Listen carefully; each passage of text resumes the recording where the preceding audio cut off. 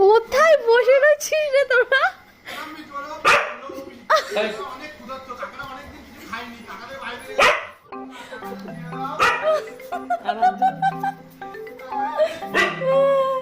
এটা সেরা ছিল। ওখানে ফোন নাম্বার লেখা আছে। বাবা এখানে তো পিসি ঠাকুমা দাদু সবার নাম লিখে দিয়েছে। ডায়মন্ড কালী পুজো বললো।